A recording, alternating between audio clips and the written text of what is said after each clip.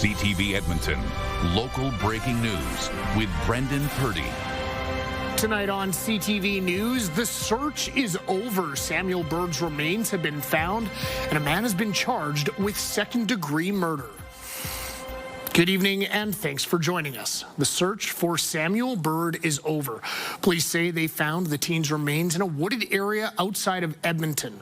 Police have charged 38-year-old Brian Farrell with second-degree murder and 13 other charges, including assault, arson, and fraud.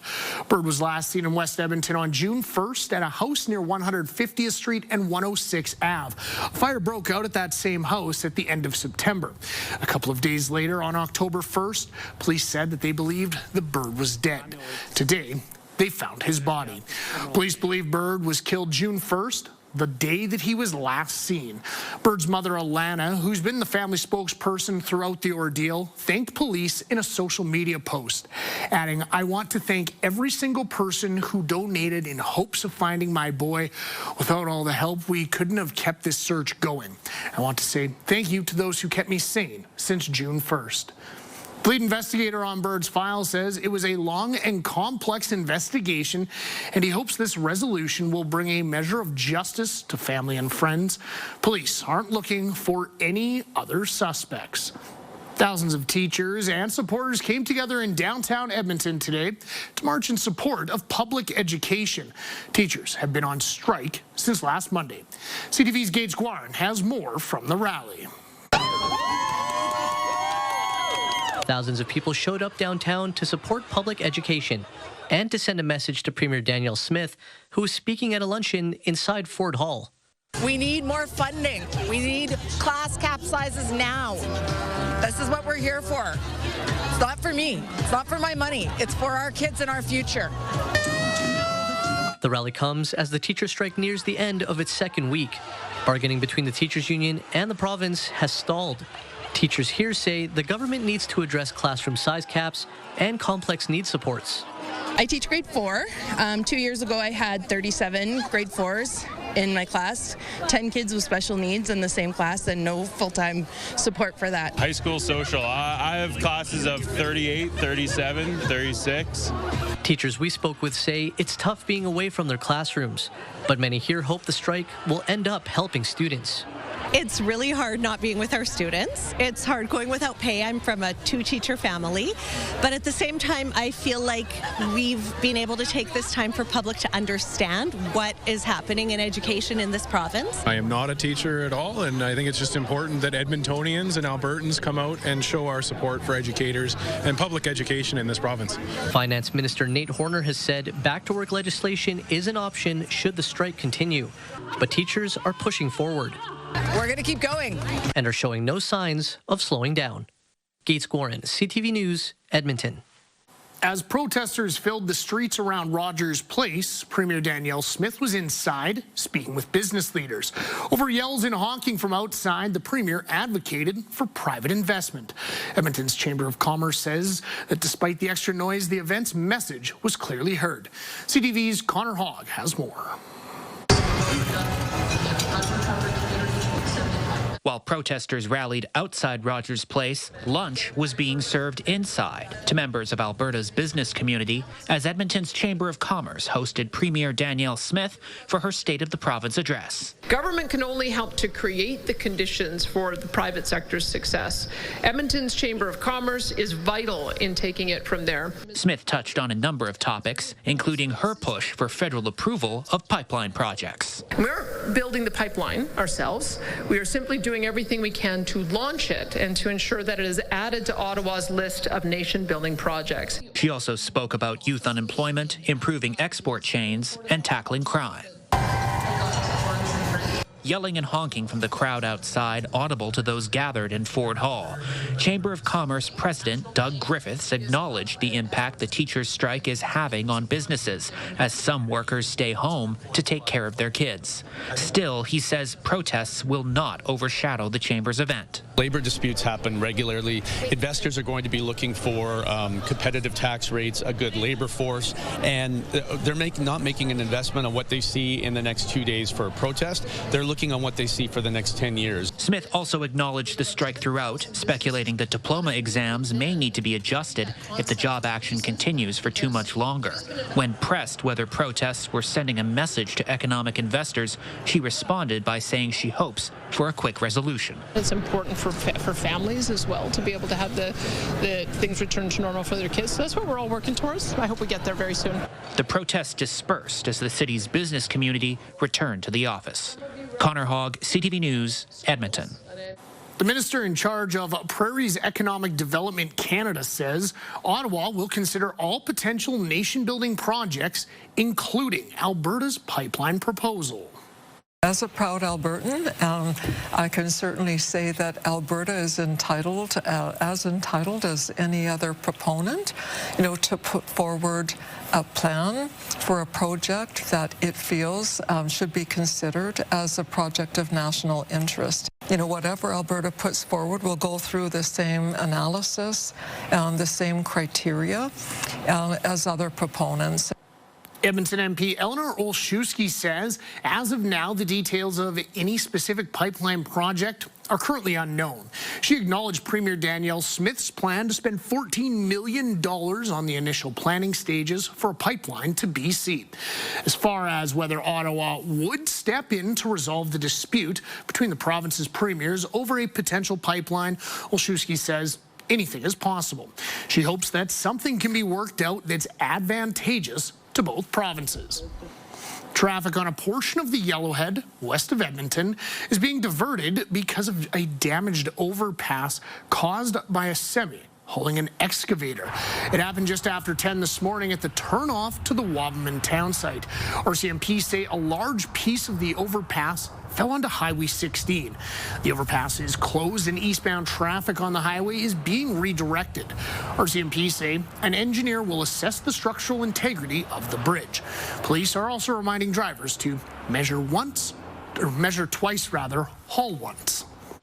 We've had a lot of these bridge strikes in the recent time around Edmonton. It damages critical infrastructure. It closes down these really important transportation routes for significant periods of time. It's really important that truck drivers do that pre-inspection of their vehicle and of their loads that they're carrying. RCMP say Alberta transportation officers will help determine the appropriate charges. An Edmonton businessman is being remembered for his philanthropy. Bruce Saville died earlier this week. As CTV's Nariman Issa reports, he became a household name with hockey fans in the 90s when he helped to buy the Edmonton Oilers, keeping them from leaving town. He loved sports. He loved to help people. Bruce Saville's widow describes her late husband as someone who's always willing to help anyone. They met when he sponsored her curling team. I thought I knew who this person might be, but the person I saw wasn't anything like it, so I was kind of taken aback when I go, oh. He gave both his time and money to local charities and sports teams. I owe a lot to this community. This is where I've had my success. In 1998, he joined the Edmonton Investors Group to buy the Edmonton Oilers to keep them from moving to Houston. I was in a financial position to make the contribution or the investment that I did, and so I did. He was a goalie for 57 years. That was his love. And I think when you look at someone that is wealthy enough to help out and to save a major team in a city, that was important to him. Saville had many Oilers rookies live with him, including Leon Draisaitl, Darnell Nurse, and Alish Hemsky. Alish is close to my heart. He's not an Oiler anymore, but we've been texting back and forth. He's crushed. Bruce was like a father to him. One of his projects he was most passionate about was trying to eliminate homelessness. His friend recalls the time he raised money and awareness for homeless teens. And he arrived with a piece of cardboard, and he said, I'm going to sleep on the cardboard. I said, well, we got tents, we got sleeping. No, he said, I want to experience what they experienced. So, there was one of the richest guys in town laying on a piece of cardboard at the Old Muni. Saville died on Monday from a heart attack while in hospital. His widow says it's going to be tough to live without him. What can I say? He was the love of my life. Bruce Saville was 80 years old. Nariman Issa, CTV News, Edmonton. 3 Edmontonians are among those receiving awards for contributions to their communities. 3 men were given the Alberta Orders of Excellence tonight from the Lieutenant Governor. Signed Chatty is a philanthropist and former Alberta MLA. John Day has held leadership roles and worked to preserve Edmonton's architectural heritage. Well, Doug Stollery is a prominent lawyer who helped secure charter protections for LGBTQ2S+ Canadians. Days after car company Stellantis announced it's moving production from its Brampton, Ontario plant to the United States, we're getting more insight into the discussions between the federal government and the car company. The Prime Minister says he received assurances that the Canadian plant will not be abandoned. Michael Couture has more from Ottawa. They're looking at different model being produced in Brampton. That assurance came in a phone call the Prime Minister had 2 days before the company announced it was moving $13 billion in investment to the U.S. Mark Carney also reminded the global CEO that Stellantis committed to maintaining its full Canadian footprint in Brampton in exchange for federal and provincial money. We need to be strong in terms of making sure that companies that have done well by virtue of the various subsidies or initiatives that have been made meet their obligations. It comes as Ontario's Premier has implored the federal government to hit back on American trade policies that Doug Ford says pave the way for Stellantis to move production. There's times to hit back and there's times to talk, and right now is the time to talk. Prime Minister. That restraint could be tied to a bigger calculation on Canada-U.S. relations. This is China versus the world. The American Treasury Secretary is calling on Western allies like Canada to back the U.S. in the trade war with China. We're going to have a fulsome group response to this because bureaucrats in China cannot manage the supply chain or the manufacturing process for the rest of the world. That comes after China's ambassador to Canada told CTV's Question Period that if Canada removes its 100% tariffs on Chinese EVs, China would remove tariffs on Canadian products like canola. It's not that simple. Nor is the relationship in the auto sector that simple as just open a door here with China with no impact on the relationship with the United States and the impact on activity here in Canada. In the middle of all this, plans are underway for Carney to meet with President Xi Jinping at the end of the month on the sidelines of the APEC summit in South Korea. Mike Lecouteur, CTV News, Ottawa. Just ahead, a helping hand. A new community wellness center is coming to Edmonton.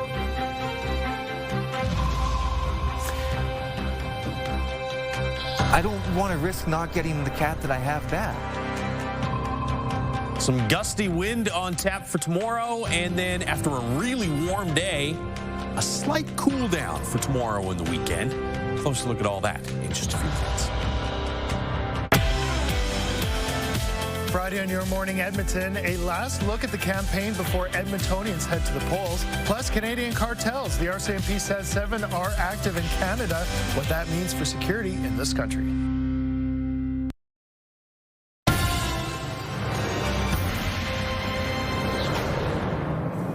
Welcome back. Diabetics in our city now have a new place to go for help. Covenant Health has opened its new community wellness center in Southeast Edmonton. It says it'll give people in need care while alleviating pressure on hospitals. CTV's Evan Kenny has more.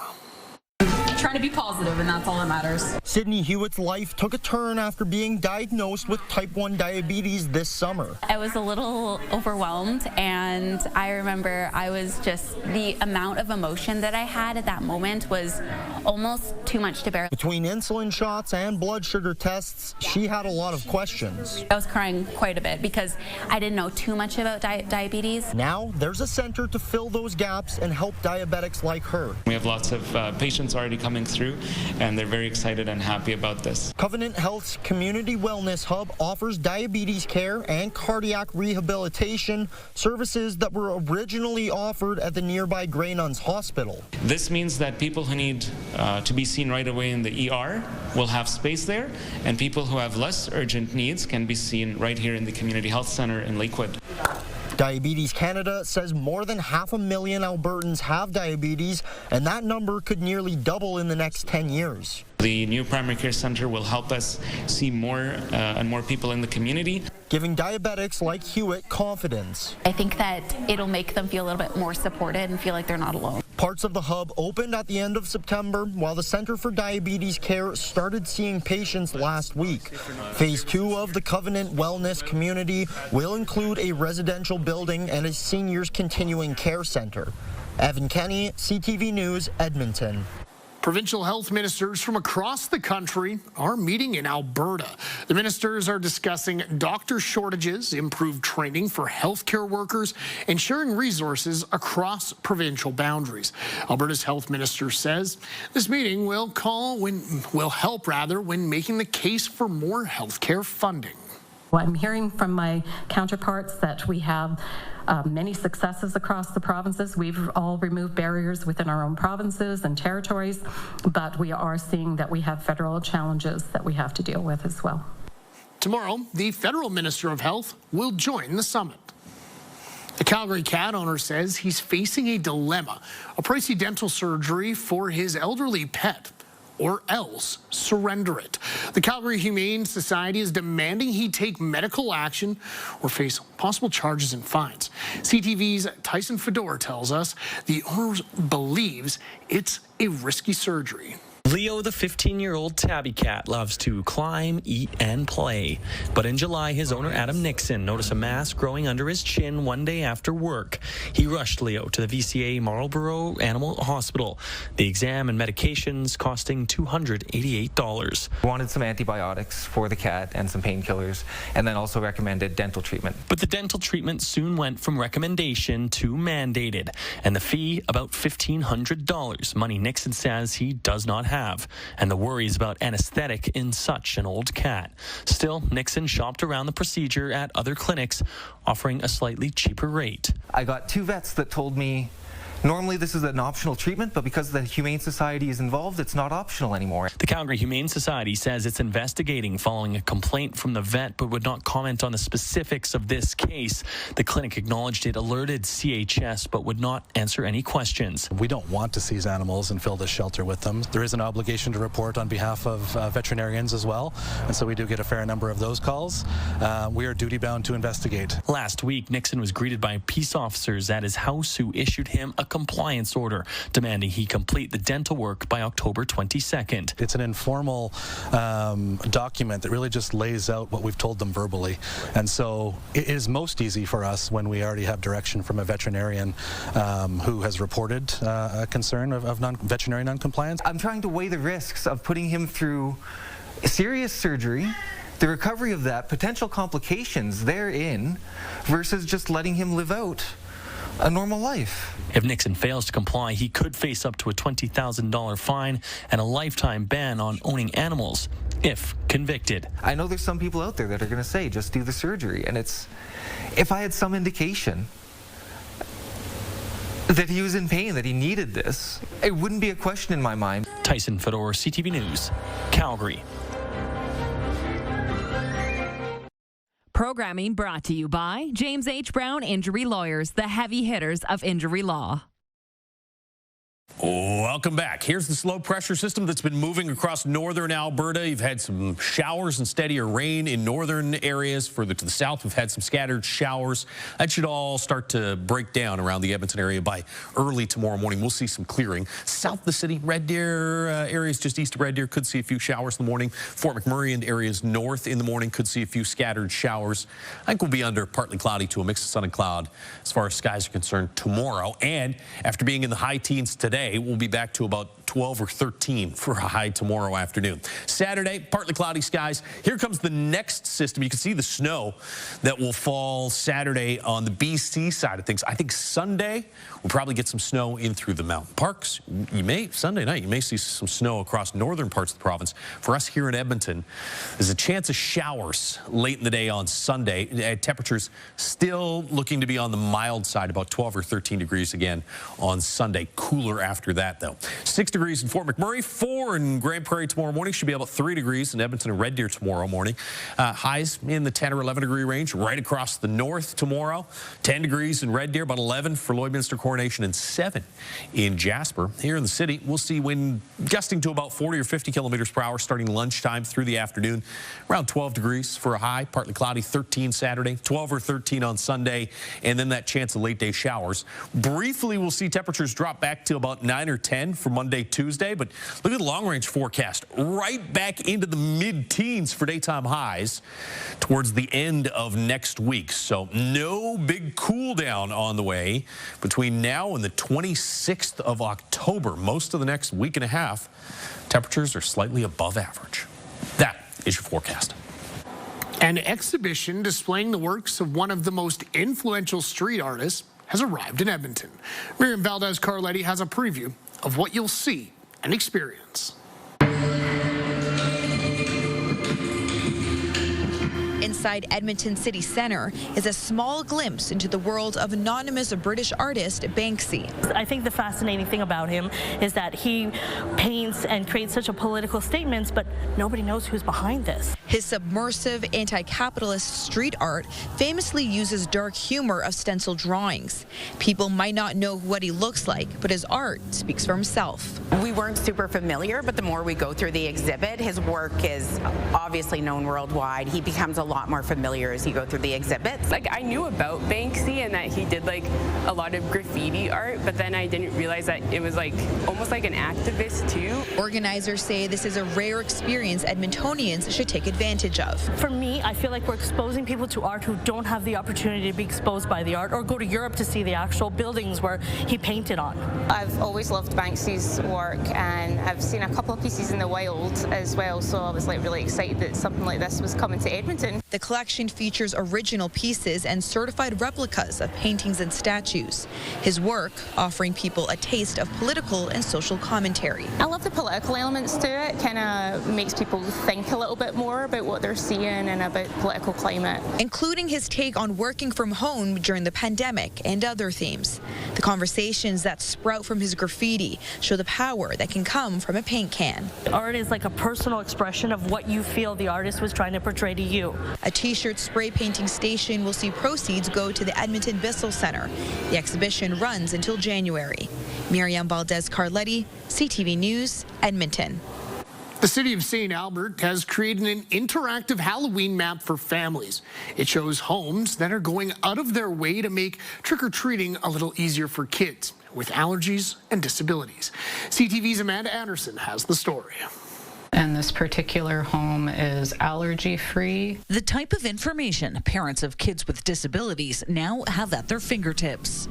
The city of St. Albert offers an interactive map showing homes that plan to be allergy-friendly, accessible, or both on Halloween. People have been excited that St. Albert is trying to be a more inclusive community and allowing kids that have these challenges an opportunity for them to trick-or-treat in a more traditional sense. I think it's kind of overdue, but I'm happy that it's here, and yeah, I hope it gives kids and families who have disabilities more of an opportunity to feel more included. Kimberly Atkins has her home listed on the map. She plans to hand out treats from the end of her driveway. I'm going to have like small pencils and things like that, and more like allergy-friendly treats. I have food allergies. My sister is celiac, and I'm also autistic, so I just think it's important. It's just kind of part of who I am, and yeah, we just support our community.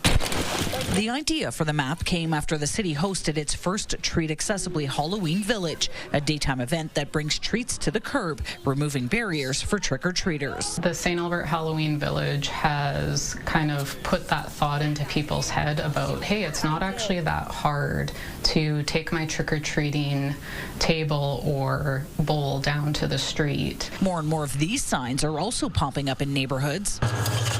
People can pick them up free of charge from Pet Value locations across the country. We've had a lot of people coming in our doors specifically for the signs only, and then also adding it to a lot of our customers' baskets because they didn't know it existed until they came in our doors. It updates in real time. About 50 homes registered on the map last year, a number the city hopes will grow as Halloween night approaches. Amanda Anderson, CTV News, St. Albert.